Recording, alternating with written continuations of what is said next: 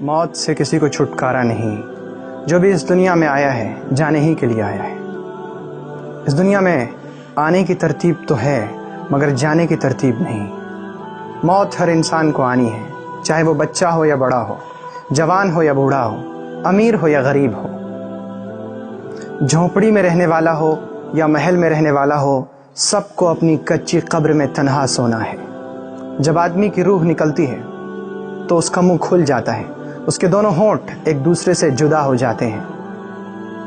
انسان کی روح اس کے پیر سے نکلتی ہوئی اوپر کی طرف آتی ہے۔ جب آدمی کی روح دل اور پھیپھڑے تک پہنچتی ہے تو یہ وقت ہوتا ہے جب آدمی کی سانس الٹی چلنے لگتی ہے اور سانس باہر کی طرف آنے لگتی ہے۔ یہ وہ وقت ہوتا ہے جب چند سیکنڈ کے اندر انسان پہلی بار اس دنیا میں فرشتوں کو اور شیطانوں کو دیکھتا ہے۔ ایک طرف شیطان اس کے کان میں مشورے دیتا ہے اور دوسری طرف اس کی زبان سے اس کے عمل کے مطابق کچھ الفاظ نکلنے لگتے ہیں۔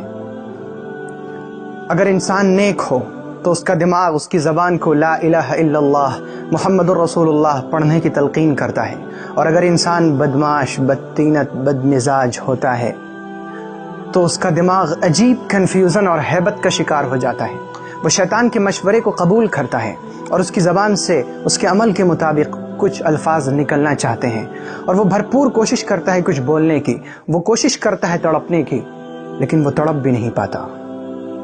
اور یہ سب کچھ اتنی تیزی سے ہوتا ہے کہ انسان کو اور انسان کے دماغ کو اس دنیا کی کوئی بات سوچنے کا بھی موقع نہیں مل پاتا۔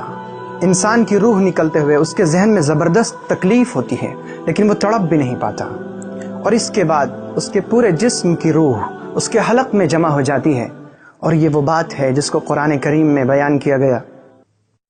فَلَوْلَا إِذَا بَلَغَتِ الْحُلْقُومَ وَأَنْتُمْ حِينَئِذٍ تَنظُرُونَ وَنَحْنُ أَقْرَبُ إِلَيْهِ مِنْكُمْ وَلَكِنْ لَا تُبْصِرُونَ۔ اور پھر انسان کا جسم ایک بے جان گوشت کے لوتھڑے کی طرح پڑا رہ جاتا ہے، جس میں ہلنے جلنے کی کوئی گنجائش نہیں رہتی۔ آخر میں حلق اور دماغ سے روح نکل جاتی ہے اور آدمی کی آنکھیں کھلی رہ جاتی ہیں، اس کی پلکیں پلٹ جاتی ہیں، اور اس کے بعد حلق اور دماغ کی روح بھی کھینچ لی جاتی ہے، اور آدمی کی آنکھوں کی پتلیاں اوپر چڑھ جاتی ہیں، اور پھر انسان کی زندگی کا وہ سفر شروع ہوتا ہے جس کا احساس اس دنیا میں موجود لوگوں کو نہیں ہو سکتا۔ کسی کتاب میں لکھا ہے، اور عبرت کے لیے کیا ہی اچھا لکھا ہے، کہ جب انسان کی موت آتی ہے اور اسے لوگ غسل کے تختے پر لٹاتے ہیں تو ایک آواز دینے والا اسے آواز دے کر کہتا ہے، اے آدم کے بیٹے، تمہارے کان کہاں ہیں؟ آج کس چیز نے انہیں بہرا کر دیا ہے؟ آج تمہاری آنکھیں کہاں ہیں؟ کس چیز نے انہیں اندھا کر دیا ہے؟ آج تمہاری صاف ستھری زبان کہاں ہے؟ کس چیز نے انہیں گونگا کر دیا ہے؟ تمہاری بہترین اور عمدہ خوشبو کہاں ہے؟ کس چیز نے انہیں بدل دیا ہے؟ تمہاری دولت کہاں ہے؟ کس چیز نے تمہیں دوسروں کا محتاج بنا دیا ہے؟ پھر جب اس کی لاش قبر میں رکھی جاتی ہے تو ایک پکارنے والا اسے پکار کر کہتا ہے، اے آدم کے بیٹے، تم نے دنیا کی دولت جمع کی تھی یا دنیا نے تمہیں اپنے چنگل میں پھنسا رکھا تھا؟ اے ابن آدم، تم نے موت کی تیاری کی تھی یا موت نے تمہیں اچانک آ پکڑا؟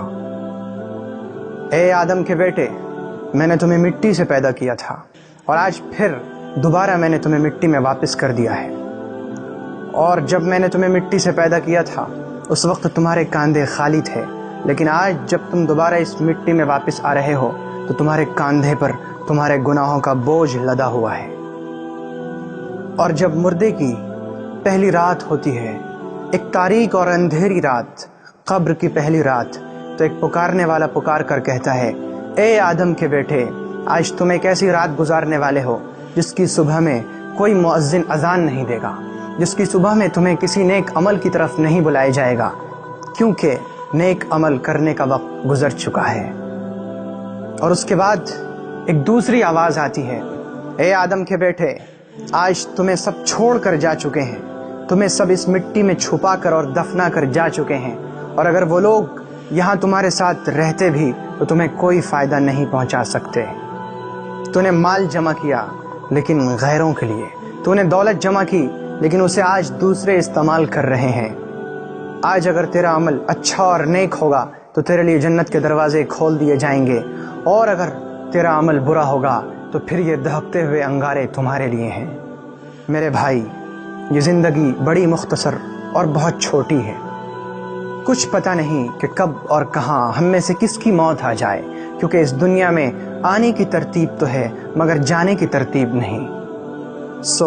ہماری پوری زندگی کی کوششوں کا محور یعنی سینٹر یہ ہو کہ ہم دنیا کا کوئی بھی کام کریں مگر اس طریقے پر کہ اللہ ہم سے ناراض نہ ہو، تاکہ جب ہمارے اس دنیا سے جانے کا وقت آئے تو پھر ہمارا دماغ دنیا کی الٹی سیدھی چیزوں کے بجائے ہماری زبان کو لا الہ الا اللہ کی تلقین کرے، اور ہمیں جب اس دنیا سے رخصت ہو رہے ہوں تو ہماری زبان پر وہ کلمہ ہو جس کے بارے میں رسول اللہ صلی اللہ علیہ وسلم نے فرمایا کہ جس کا آخری کلمہ لا الہ الا اللہ محمد رسول اللہ ہوگا وہ ضرور جنت میں داخل ہوگا۔